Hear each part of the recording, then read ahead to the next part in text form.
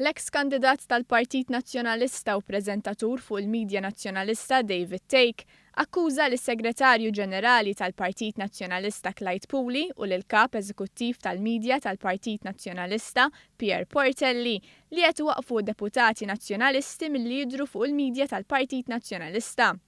Fuq Facebook Take kiteb li l-eks kollegi fil-Midja tal-Partit Nazzjonalista ikkonfermawlu li mindu Puli u Portelli ħatfu taħt idejhom it-tmexxija tal-Partit Nazzjonalista u jimplementaw il-mod ġdid, kull mistieden fuq Net Television u Radio 101 irid ikun approvat minnhom. Take akkużhom li qed waqfu numru ta' persuni u deputati nazzjonalisti milli jidhru fuq il-midja tal-partit. Sewwa qrajtu, ma jridux nies nazzjonalisti u deputati li vvutajtu għalihom intom fuq l-istazzjonijiet iffinanzjati minnkom, kiteb David Take. Il-bojkot ordnat minn Puli u Portelli mhux kontra nies jew deputati laburisti jew opportunisti, imma kontra nazzjonalisti stess, inkluż deputati. Imbagħad jippritkaw li jridu l-għaqda, x'ipokrezija, żied David Take li mhux l-ewwel darba li jkun f'battibek jaħraq ma' Clyde Puli fuq Twitter.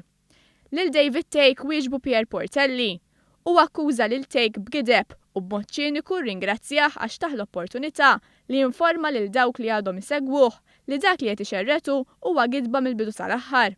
Bit-tweġiba Take qallu l-informazzjoni li għandu ġejja mingħand nies kostretti jsegwu l-istruzzjonijiet tiegħu ta' Puli.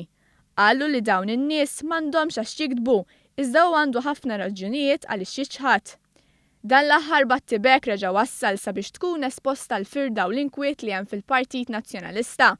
9 xhur mill-ħatra tal-Kap Nazzjonalista Adrian Delija, il-Partit Nazzjonalista għadu fl-istess sitwazzjoni ta' firda u ġlied intern.